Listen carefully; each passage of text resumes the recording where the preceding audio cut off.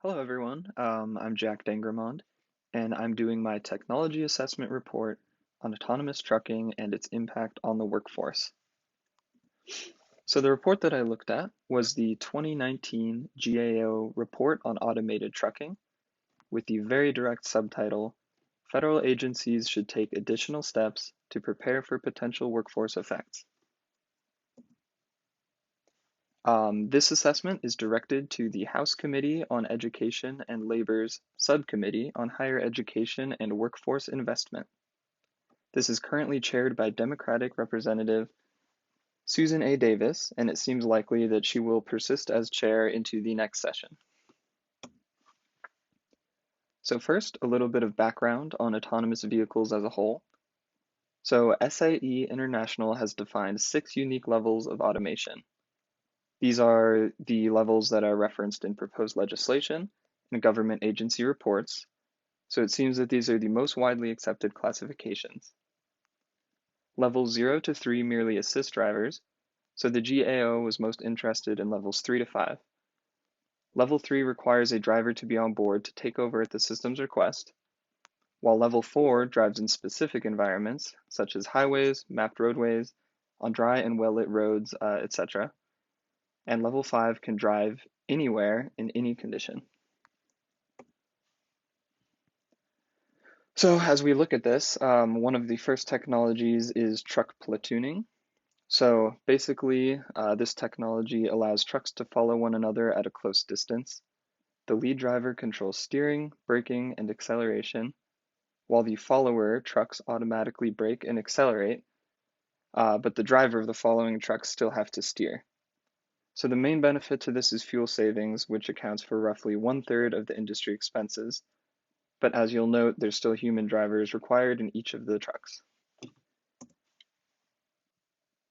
Another scenario are trucks that are capable of self-driving for a portion of a route. So, due to the lower technical complexity and efficiency gains, this is typically the highway portion of a long-haul trip. So basically, this means that a truck will be able to drive between two pull-offs, parking lots, distribution centers, etc., that are close to interstate exit ramps, where a human would take over for the more local part of the trips. So while you can have a human driver on board to watch the system, it is not required. However, eliminating the need for humans leads to the largest gains in efficiency, and this is because truck driver wages account for a full third of industry expenses. So one thing to note is that this is SAE Level 4 automation. There's also the scenario on the horizon that would allow a truck to drive an entire route by itself. So these trucks would be capable of end-to-end deliveries with no human intervention, which would eliminate the need for human drivers completely. Once again, there can be human on board, but this is not required. And we'll just note that this is SAE Level 5, which is the highest level of automation. So we'll just step through each of these 3 scenarios, beginning with platooning. So first of all, the use cases of platooning are limited due to logistics. And at the time of the report, platooning required a human driver in each truck. So for these reasons, GAO didn't really dive into this scenario. So we'll just skip down to the self-driving for the entirety of a route. Currently, there are no companies planning to develop this technology, and many stakeholders believe that this level of automation is decades away. So GAO did not really dive into the effects of this scenario either. So this leaves us with self-driving for part of a route. Currently, there are multiple companies developing this technology, and it seems to be moving along pretty successfully. At the time of the GAO report, it was predicted that these trucks would become available in 5 to 10 years.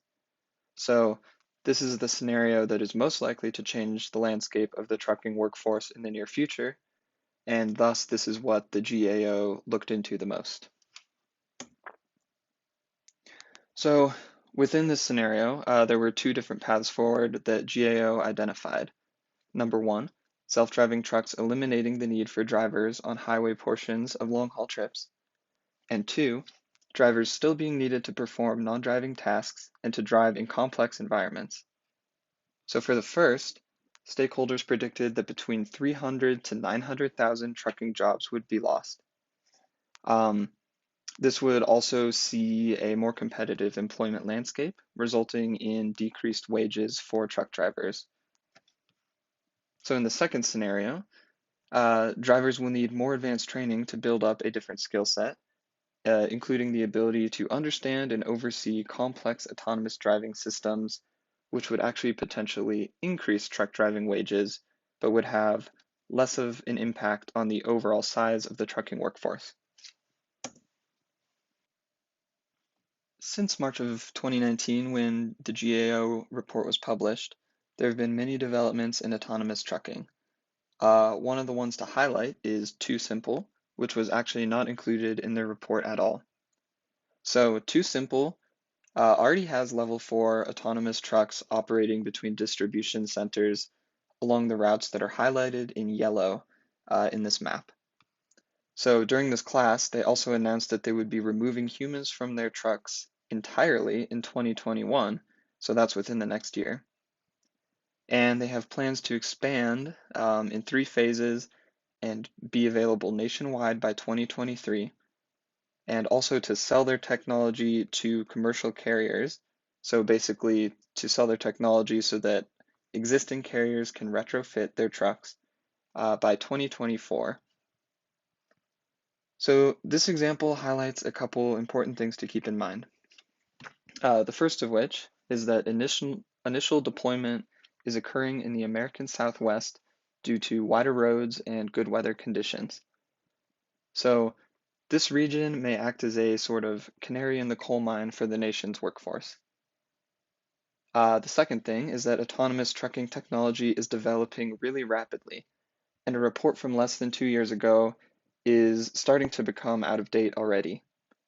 So it seems that the deployment of SAE Level 4 automation is likely to occur closer to GAO's most aggressive predicted timeline, which might speed up the impact on the workforce.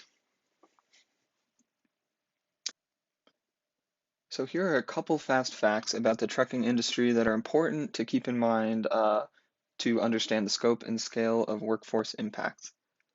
First of all, there are currently over 1.9 million heavy and tractor-trailer truck drivers, which is the group that the GAO looked at. This group includes a wide range of jobs, such as garbage truck drivers, hazardous load drivers, and local delivery drivers, and there's currently no comprehensive breakdown of this category. It's also important to know that over 93% of heavy and tractor-trailer truck drivers do not have a bachelor's degree, which really limits their job prospects for many drivers who are displaced from autonomous trucking.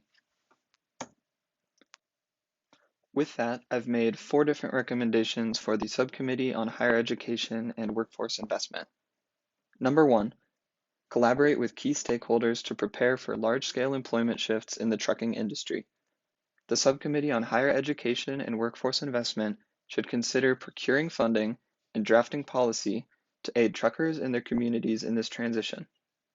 Number 2, engage with the U.S. Department of Transportation and collaborating agencies on their forthcoming Impact of Automated Vehicle Technologies on Workforce report. The Subcommittee on Higher Education and Workforce Investment should revisit policy decisions once the findings from this report are made available. Number 3, continually monitor the development and deployment of autonomous trucks in the United States. The Subcommittee on Higher Education and Workforce Investment should request biennial updates to GAO's 2019 Automated Trucking Report to support this. Number 4, work with the U.S. Bureau of Labor Statistics to obtain more granular data on the heavy and tractor-trailer truck drivers classification. This lack of specificity has been cited as an obstacle to accurately predicting the impact of autonomous trucking on the workforce. So thank you everyone for listening to my presentation, and I look forward to reading and engaging with your comments and questions on VoiceThread. Thank you once again.